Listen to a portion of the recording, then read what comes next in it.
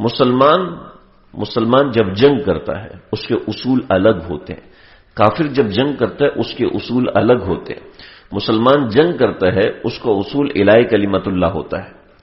الہی کلمت اللہ کا مطلب ہے اللہ کا نام سب لوگ لینا شروع کر دیں، یعنی آپ اللہ کا نام لیتے ہیں نا، آپ نماز پڑھتے ہیں، لیکن کافر اللہ کا نام نہیں لیتے، کافر نماز نہیں پڑھتے، ٹھیک ہے؟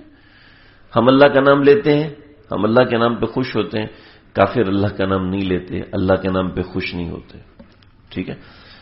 جہاد کرنے کا مقصد یہ ہوتا ہے کہ یہ لوگ بھی اللہ کا نام لینا شروع کرتے ہیں۔ جہاد کا مطلب یہ نہیں ہوتا ہم نے ان کو قتل کرنا ہے، جہاد کا مطلب ہوتا ہے کہ ہم نے ان کو اللہ کا کرنا ہے، ہم نے ان کو قتل نہیں کرنا، یہ مقصد نہیں ہوتا جہاد کا۔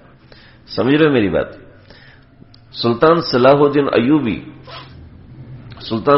ایوبی رحمۃ اللہ علیہ جب انہوں نے بیت المقدس فتح کیا تو بیت المقدس فتح کرنے کے اندر مسئلہ یہ ہوا کہ جب عیسائیوں نے بیت المقدس فتح کیا تھا تو انہوں نے جتنے مسلمان تھے ان سب کو تو مارا، جو بوڑھے بیمار گھر میں تھے ان کو بھی قتل کیا، جو عورتیں گھروں میں تھیں، جو بچیاں گھروں میں تھیں ان کو بھی قتل کیا، جو بچے تھے ان کے بھی سر نیزوں پہ لٹکا دیے، اور اس کے بعد جو جانور ملے ان کو بھی قتل کر دیا۔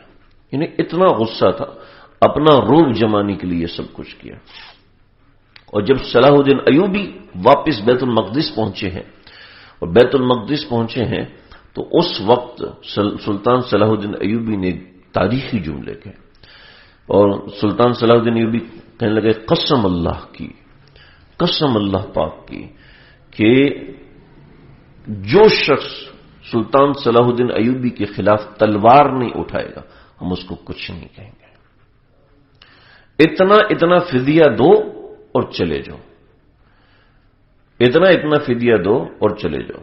کہ جی 1 سال سے آپ نے محاصرہ کیا ہوا ہے، ہمارے پاس پیسے ہی نہیں ہیں، کہ کتنے بندے ہیں، اتنوں کا فدیہ میں دیتا ہوں۔ سلطان صلاح الدین ایوبی کے بھائی تھے سلطان عادل، انہوں نے کہا اتنے بندوں کا فدیہ میں دیتا ہوں۔ کبھی تاریخ میں دیکھا کہ دشمن کا فدیہ اپنی جیب سے سپہ سالار دے رہا ہوتا ہے؟ کبھی دیکھا؟ اسلام تو اس حضرت معاویہ رضی اللہ عنہ قوم سے جزیہ لیا اور قوم کی کفار کی قوم کے ساتھ رہ رہے ہیں، جزیہ لیا اور ساتھ رہ رہے ہیں، وہاں پر ہے حکومت مسلمانوں کی ہے۔ حضرت عمر نے آرڈر دیا کہ ابھی مسلمانوں کو فلاں مقامات پر مدد کی ضرورت ہے، لہذا آپ لوگ یہاں سے چلے جائیں اور اس علاقے کو جو آپ نے فتح کیا تھا اس کو چھوڑ دیں۔ تو حضرت امیر معاویہ رضی اللہ عنہ نے پتہ کیا کیا؟ انہوں نے کہا جی 1 سال کا ٹیکس کتنا بنتا ہے؟ ہر بندے نے اتنا ٹیکس دیا ہوا ہے، جزیہ دیا ہوا ہے۔ تو حضرت معاویہ رضی اللہ عنہ نے فرمایا کہ ان سب کا ٹیکس واپس کرو۔ راجہ ایک بندے کو ذمہ دار بنایا، ان سب کو کہا جی ہم آپ کے ساتھ مزید 1 سال نہیں رہ سکتے، لہذا ہم آپ کا ٹیکس وصول نہیں کر سکتے، جو آپ کا حکمران ہوگا وہ ٹیکس وصول کرے گا اور وہ آپ لوگوں کی حفاظت اور خدمت کرے گا، ہم چونکہ ٹیکس لے چکے ہیں تو ہم آپ کا ٹیکس واپس کریں گے۔ اور یہ کہہ کے وہاں سے نکل گئے۔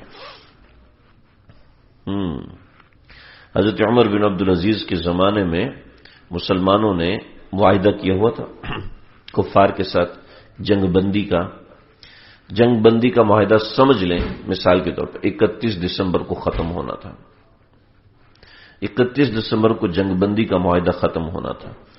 اب مسلمانوں نے کیا کیا؟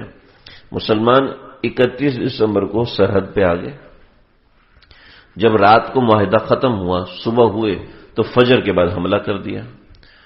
آنن فانن حملہ دیکھا تو نہ فوج تیار تھی نہ کوئی مقابلے میں، تو سب نے ہتھیار ڈال دیے۔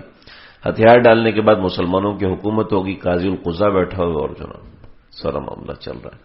تو مسلمانوں کی حکومت آ گئی اور اطلاع دے دی امیر المومنین کو کہ یہاں پر جنگ ہوئی اور مسلمانوں کی فتح ہوئی۔ تو بہت اچھا۔ وہاں کا ایک پادری اس نے اپنے ایک خاص آدمی کو بھیجا کہ جو مسلمانوں کا جو بڑا ہے ان سے جا کے ملو اور ان کو بتاؤ کہ یہ بات ہوئی ہے ہمارے درمیان، ٹھیک ہے؟ چنانچہ یہ پہنچے ہیں اور عمر بن عبدالعزیز کے گھر کے پاس پہنچے. کہا تمہارے امیر المومنین کہاں ہے؟ کہنے لگے جی امیر المومنین کا گھر تو وہ کونے والا ہے اور آج ان کی چھٹی کا دن ہے. کہا لیکن ملیں گے نہیں؟ کہا جی ملیں گے بالکل. چنانچہ وہ چلتے چلتے چلتے ان کے گھر کے پاس پہنچے.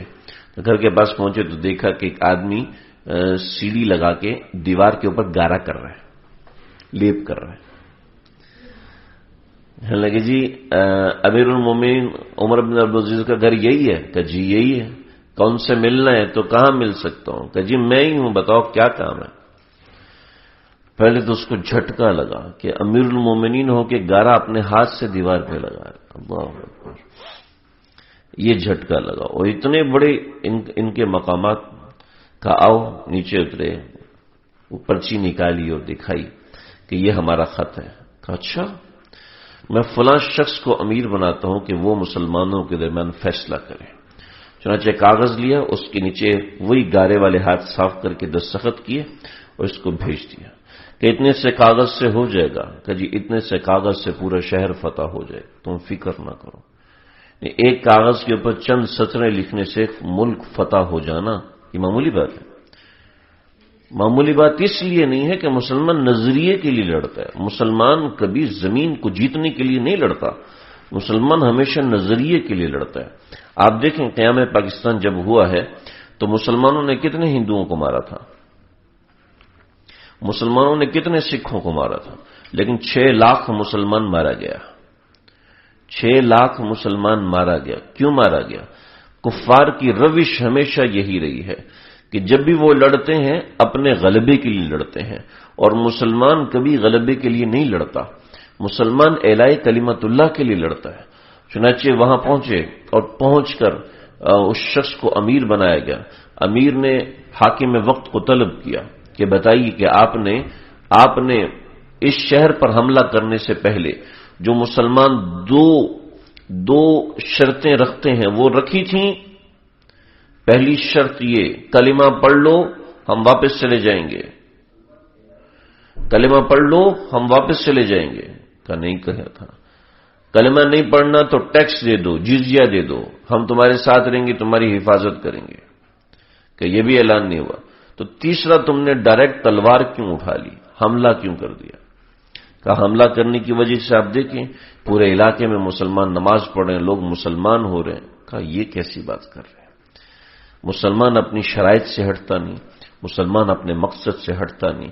جب یہی بات ہے تو آج ظہر کی نماز کا وقت ہو چکا ہے، مغرب سے پہلے مسلمان شہر خالی کر دیں. اور مغرب سے پہلے تمام مسلمانوں نے شہر خالی کر کے سرحد کے پار چلے گئے. پھر پتہ کیا ہوا؟ سرحد کے پار آگے مسلمان تھے اور پیچھے وہ سارے عیسائی تھے.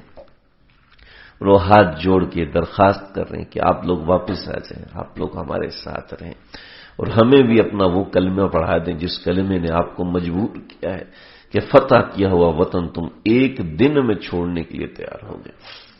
تو مسلمان مقصد سے جیتا ہے. تو چند واقعات میں نے ذکر کیے. ہمارا مقصد کافروں کی طرح یہ تھوڑی ہے کہ ہم نے ڈگری حاصل کرنی ہے. ہمارا مقصد کافروں کی طرح یہ تو نہیں ہے کہ ہم نے صرف پیسہ کمانا ہے. ہمارا مقصد صرف یہ تو نہیں ہے ہم نے لگژریس لائف جینی. ہمارا مقصد یہ نہیں ہے کہ ہم نے ایک مزے کی زندگی گزارنی ہے. ہرگز حاشا وکلا ہمارا یہ مقصد نہیں ہے. اگر اس مقصد کے ساتھ کوئی جیے، خدا کی قسم وہ مفتی اعظم بن کے بھی جیے تو تباہ ہو گیا. شیخ سعود خلافت عثمانیہ کا مفتی اعظم تھا، خلافت عثمانیہ کا مفتی اعظم تھا شیخ سعود اپنے وقت کا. اور اس نے کیا کیا؟ وہ یہ کرتا تھا کہ اس کے پاس سونا چاندی اور زیورات اور مال بہت کثرت سے تھا. تو اس نے اپنی بیوی کے ساتھ معاملہ کیا ہوا تھا کہ 11 مہینے یہ سونا میرا اور 11 مہینے یہ سونا تیرا، 11 مہینے یہ مال میرا اور 11 مہینے یہ مال تیرا. اب شرعی اعتبار سے سال نہیں گزرا. جب سال نہیں گزرا تو زکوٰۃ نہیں. 30 سال تک اس نے یہ ہیلا کیا اور 30 سال کے بعد پتہ کیا ہوا؟ یہ بھی مرتد ہو گیا، اس کی بیوی بھی مرتد ہو گئی. دین کوئی مذاق ہے؟ دین کوئی کھیلنے کا نام؟ ہم نے دین کو وقت گزاری کے لیے نہیں سمجھنا. اللہ کا نام دل سے لینا ہے، اللہ کی نماز دل سے پڑھنی ہے. اللہ کا قرآن دل سے پڑھنا ہے. دین سیکھا جاتا ہے, دین ایسے خود بخود نہیں آ جاتا.